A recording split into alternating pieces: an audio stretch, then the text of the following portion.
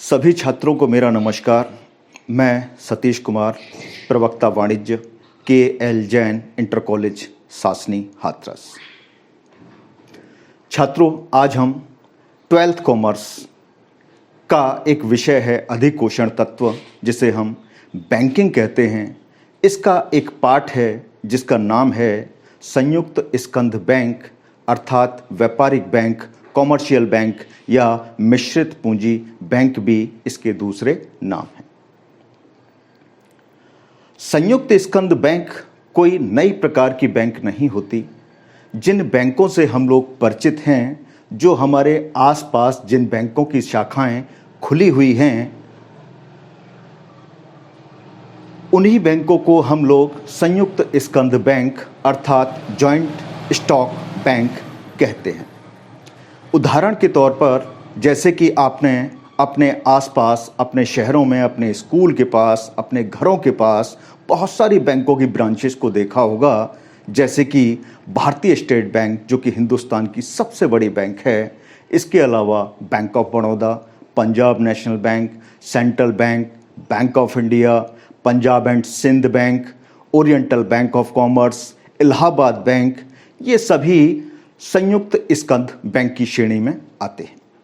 इसके अलावा आपने कुछ और बैंकों को भी देखा होगा, जैसे कि ICICI, HDFC, IDBI, axis bank, यह भी संयुक्त स्कंध बैंक की श्रेणी में आते हैं।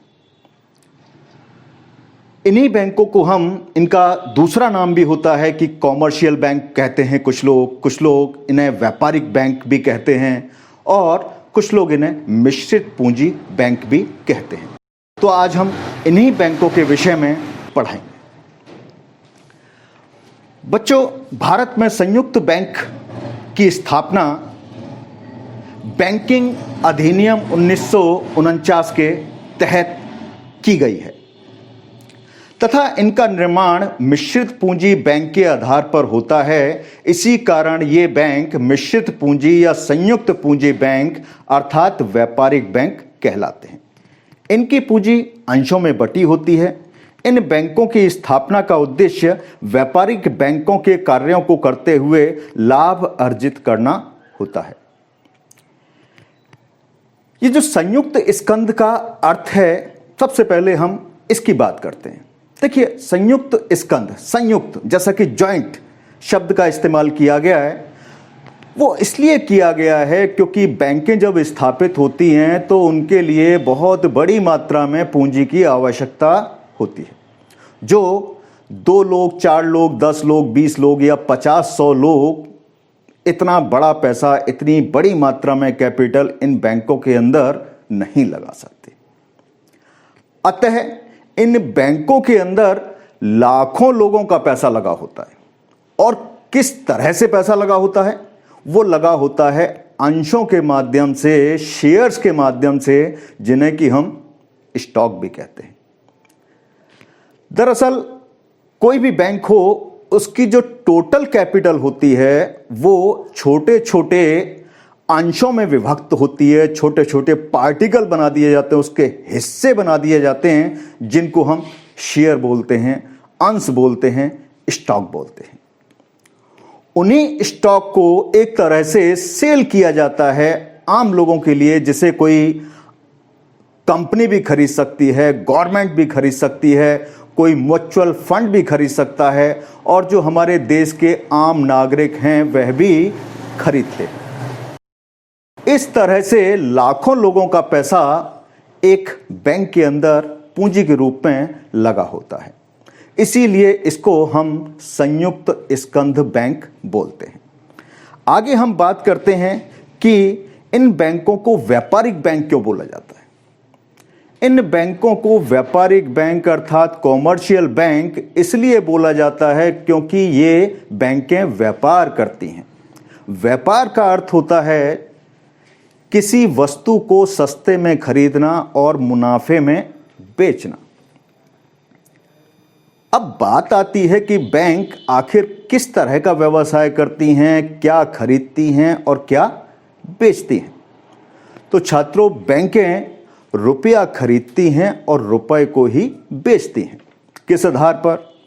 जैसा कि हम सब लोग बैंकों में विभिन्न प्रकार के खाते खोलते हैं, बचत खाता खोलते हैं, चालू खाता खोलते हैं, सावधि जमा खाता खोलते हैं, आवर्ती जमा खाता खोलते हैं और इन खातों में अपना जो बचा हुआ पैसा है, अतिरिक्त पैसा है, उसको जमा करते हैं। क्यों? ताकि बैंक हमें उस पैसे पर, उस जमा पर ब्याज दिया करती है, इंटरेस्ट दिया करती है। तो एक तरह से बैंक ने उस ब्याज के आधार पर हमारे उस पैसे को प्रयोग करने के लिए खरीद लिया। लेकिन बैंकें भी ऐसे पैसे को अपने पास तो रखेगी नहीं, वो व्यापारियों को, उद्योगपतियों को एवं जरूरतमंद लोगों को उधार के रूप में, लोन के रूप में, एडवांस के रूप में प्रोवाइड कराती है, देती है और उनसे एक ऊंची ब्याज दर पर ब्याज वसूल करती है, जो आज की तारीख में 9% से लेकर लगभग 14-15, बल्कि मैं तो कहूँगा कुछ बैंकें 18% तक ब्याज वसूल करती हैं। अब हम आगे बढ़ते हैं संयुक्त स्कंद बैंकों का वर्गीकरण। वर्गीकरण यानी कि डिस्ट्रीब्यूशन। तो भारत में रिजर्व बैंक की स्थापना जब 1935 में हो जाने के पश्चात संयुक्त स्कंद बैंकों को दो भागों में बांटा गया, अनुसूचित बैंक और गैर अनुसूचित बैंक। अनुसूचित बैंक उनको कहा जाता है जो भारतीय रिजर्व बैंक की द्वितीय अनुसूची में सूचीबद्ध होते हैं। रिजर्व बैंक की द्वितीय अनुसूची में सूचीबद्ध होने के लिए किसी भी बैंक को बहुत सारी शर्तों को पूर्ण करना होता है। उसके पश्चात ही वह बैंक भारत रिजर्व बैंक की दूसरी अनुसूची में सूचीबद्ध हो सकती है। और इसका फायदा यह होता है कि द्वितीय अनुसूची में सूचीबद्ध होने वाली बैंकों को भारत सरकार की तरफ से, रिजर्व बैंक की तरफ से कई प्रकार की सुविधाएं मिला करती हैं।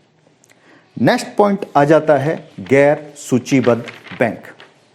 इसका अर्थ होता है कि जो बैंकें भारतीय रिजर्व बैंक की द्वितीय अनुसूची में सूचीबद्ध नहीं होते हैं, वह बैंक गैर सूचीबद्ध बैंक कहलाते हैं।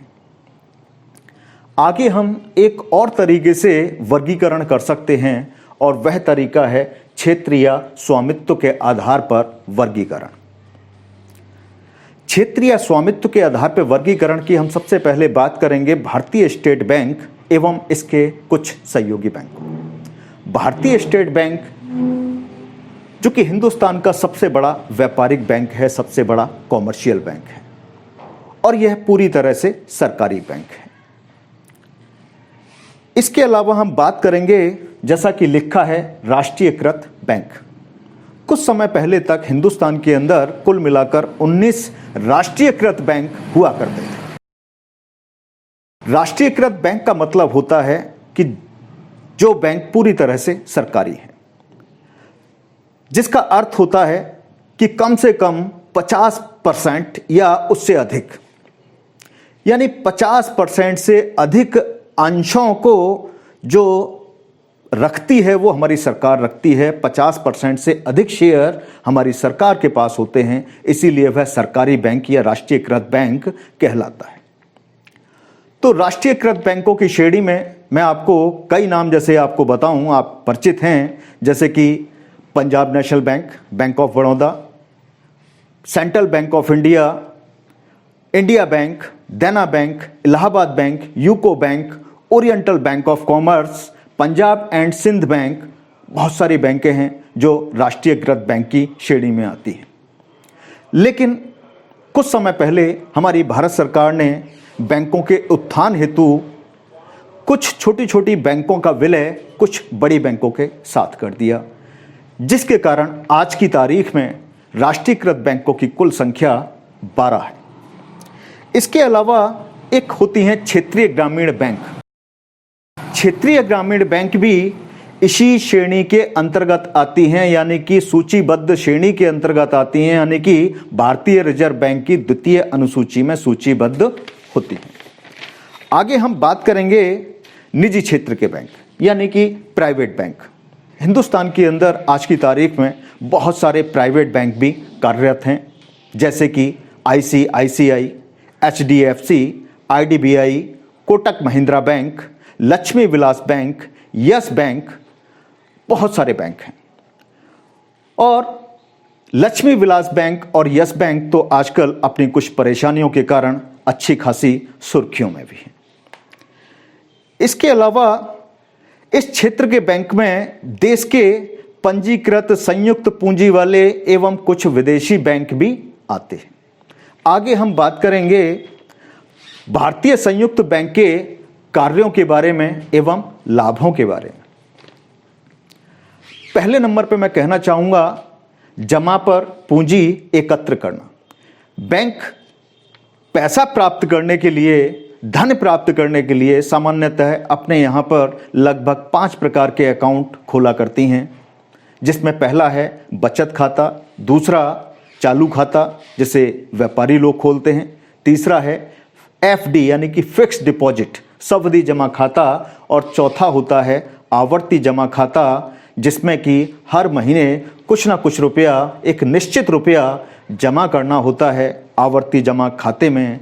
और एक और होता है हमारे प्यारे प्यारे छोटे बच्चों के लिए जिसे हम बोलते हैं घरेलू गोलक खाता। तो इन 5 प्रकार के अकाउंट्स के माध्यम से एक बैंक अपने पास एक बहुत बड़ी मात्रा में धन को एकत्र करती है।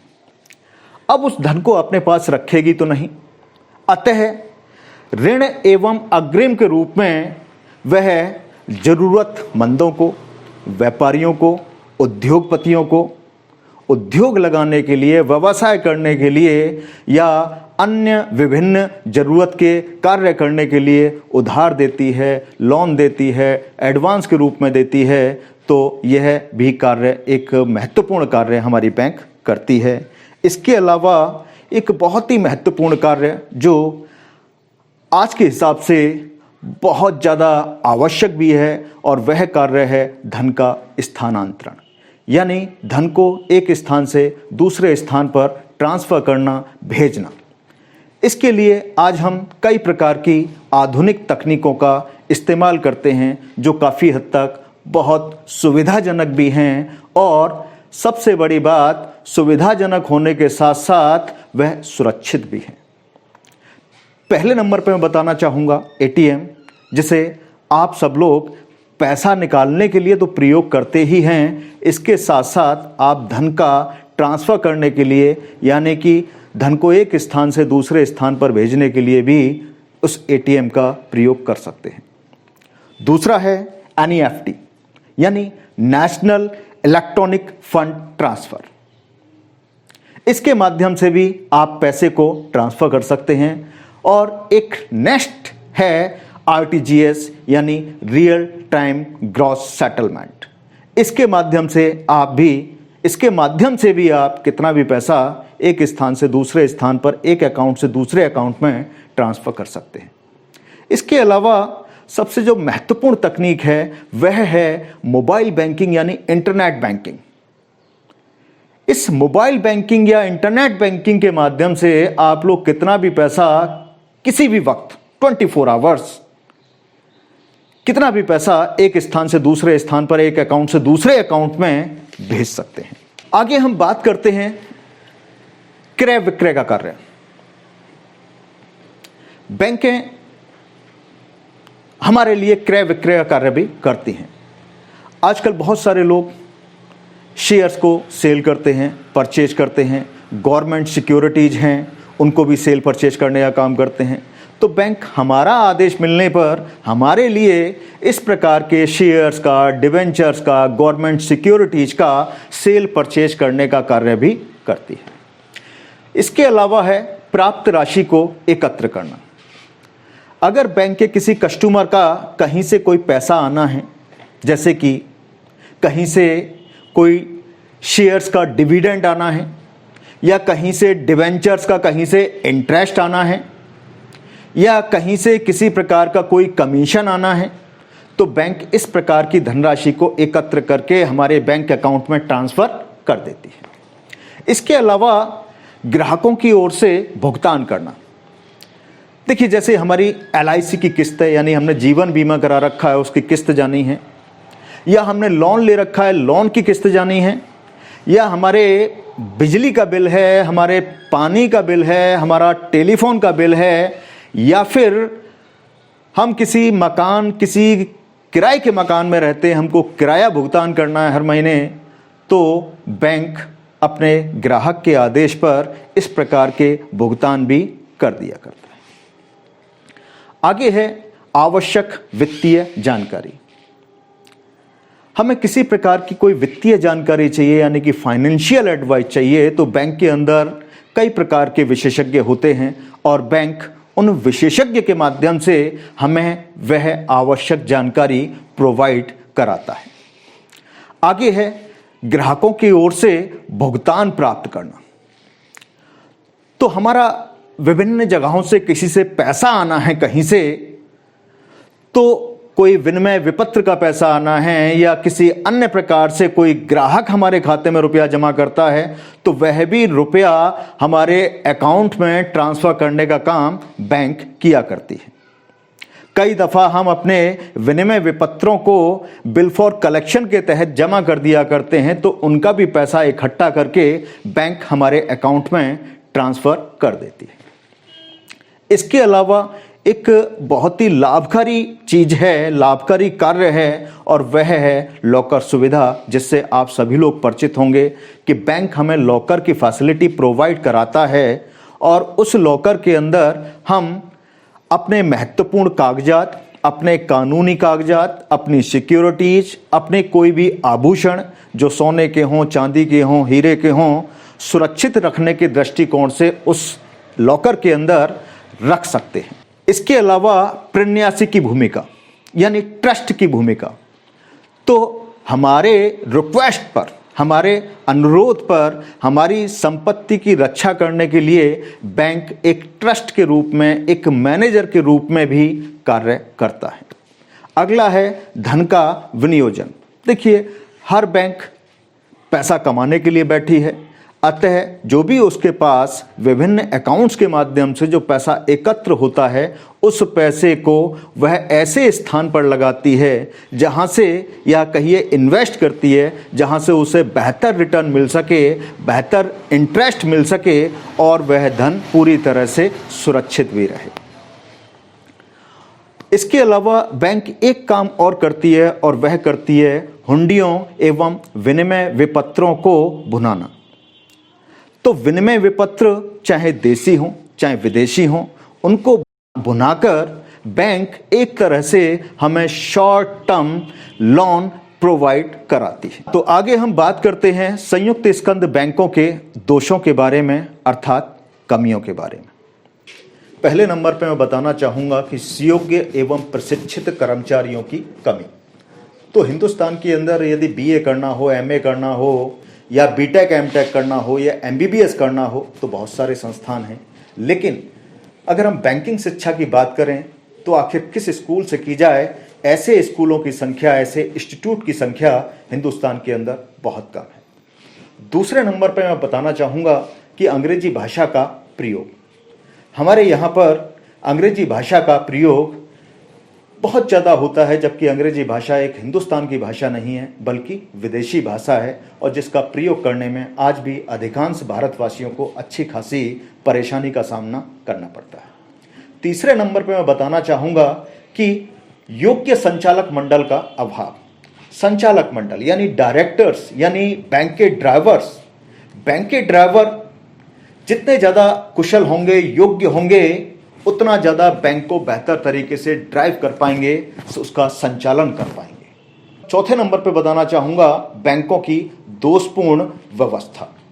देखिए, जो हमारे यहाँ बैंकें जो कार्य कर रही हैं वो काफ़ी हद तक यूरोपियन पैटर्न पर ही कार्य कर रही हैं, जबकि वो भारतीय परिवेश के अनुसार, भारतीय परिवेश के अनुरूप नहीं।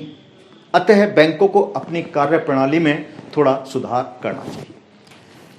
नेक्स्ट पॉइंट है लाभांश की ऊंची दर।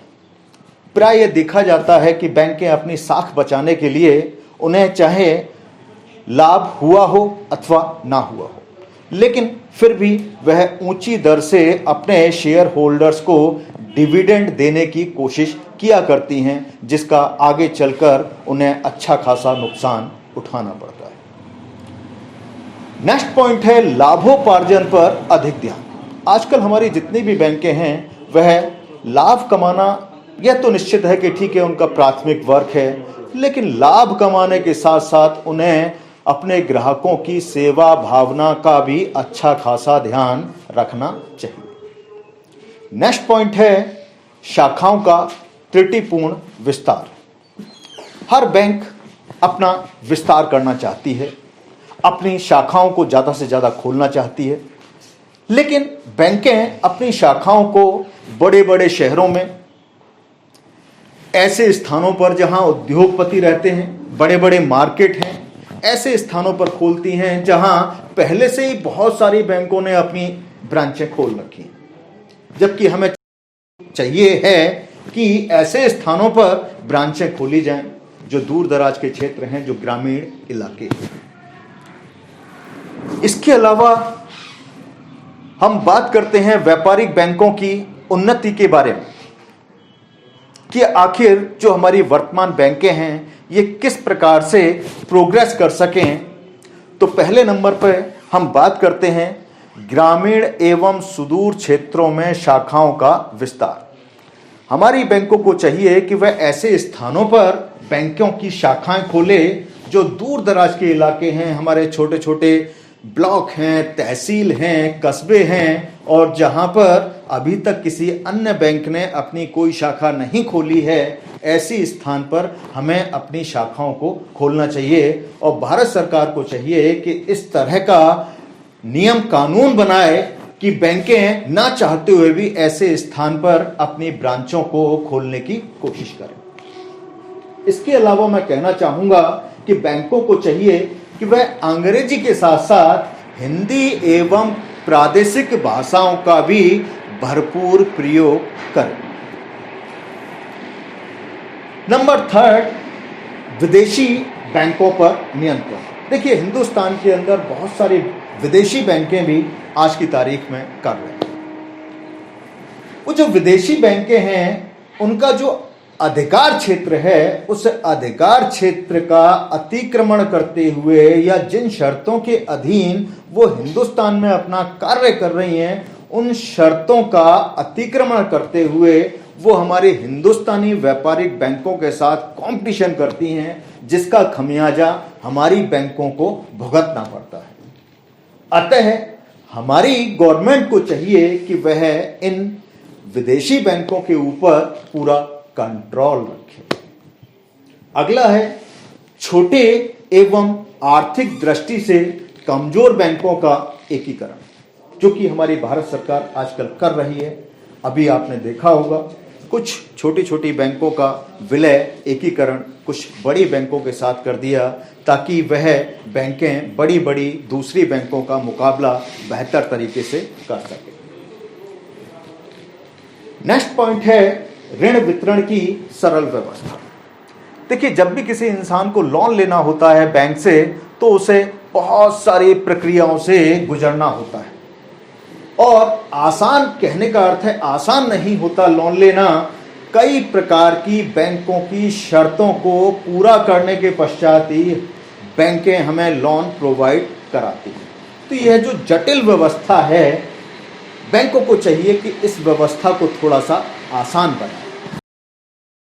आगे है परस्पर सहयोग में वृद्धि। बैंकों को चाहिए कि कंपटीशन के साथ साथ आपस में एक दूसरे के साथ सहयोग की भावना रखनी चाहिए, ताकि इसी भावना के आधार पर हम एक दूसरे का सहयोग करते हुए एक दूसरे की उन्नति का रास्ता अग्रसारित कर सकते हैं।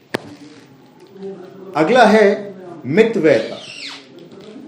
मितव्ययता का अर्थ होता है कम खर्चा करना। अतः हमारी बैंकों को चाहिए कि वह अनावश्यक खर्चा किसी भी मद के ऊपर ना करें, जिससे कि बैंकों की जो आर्थिक स्थिति है वह बेहतर हो सके, वह मजबूत बन सके। अगला पॉइंट है कुशल प्रबंध, यानी प्रबंध का मतलब मैनेजमेंट। बैंकों का मैनेजमेंट जितना बेहतर होगा, जितना कुशल होगा, प्रोफेशनल होगा, बैंक उतनी ही तेज़ी से आगे की तरफ उन्नति करेंगी और अपनी आर्थिक स्थिति को मजबूत भी बनाएंगी। इसके अलावा नंबर 9, उत्पादक कार्यों के लिए ऋण देना। जैसे कि बैंकों का कार्य है ऋण देना, और वह हमारे व्यवसायी को, हमारे उद्योगपतियों को एवं आम जनता जिनको की ज़रूरत है पैसे की, उन सबको लोन प्रोवाइड कराते हैं। लेकिन बैंकों को कोशिश ये करनी चाहिए कि वह उत्पादक कार्यों के लिए ही ज़्यादा से ज़्यादा लोन प्रोवाइड कराए। अगला है नंबर 10, सरकारी प्रोत्साहन।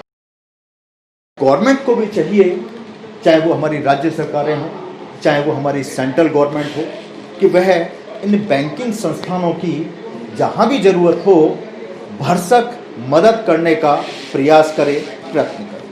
हाँ, तो नंबर 11 हम कहना चाहेंगे आयकर एवं अन्य करों में छूट। हमारी गवर्नमेंट को चाहिए कि वह इन बैंकों के ऊपर जो इनकम टैक्स लगता है या जो दूसरे अन्य प्रकार के टैक्स लगते हैं, उन टैक्सों को थोड़ा सा कम। नेक्स्ट टॉपिक है भारतीय रिजर्व बैंक एवं स्टेट बैंक द्वारा सहायता। तो जो हमारी भारतीय रिजर्व बैंक है और भारतीय स्टेट बैंक है, इन दोनों को चाहिए कि वह हमारी समस्त बैंकों की भरसक जितना हो सके मदद करने के लिए तैयार रहें। अगला है तकनीकों का प्रयोग। आज तकनीक का ज़माना है, आज टेक्नोलॉजी का युग है, अतः हमारी समस्त बैंकों को चाहिए कि वह आधुनिक से आधुनिक जो भी नई टेक्नोलॉजी आ रही है उसका बेहतर तरीके से प्रयोग करे। और अगला टॉपिक है कार्य प्रणाली में सुधार। कार्य प्रणाली का सुधार का मतलब है कि बैंकों को स्थान के अनुसार और भौगोलिक परिस्थिति के अनुसार अपनी कार्य प्रणाली में सुधार करते हुए कार्य करना चाहिए। तो छात्रों, में एक संदेश आपको और देना चाहता हूं। जैसा कि आज हिंदुस्तान ही नहीं बल्कि पूरे विश्व में कोविड-19 अर्थात कोरोना नाम की महामारी फैली हुई है, इसके बचाव के लिए हमारी सरकारों ने विभिन्न प्रकार के जो उपाय बताए हैं एवं हमारे डॉक्टर्स ने जो विभिन्न प्रकार के उपाय बताए हैं, प्रिकॉशंस बताए हैं, उन सब का हमें पालन करना चाहिए ताकि हम सुरक्षित रहें, हमारे परिवार वाले सुरक्षित रहें, हमारे देशवासी सुरक्षित रहें। इसी के साथ जय हिंद, जय भारत।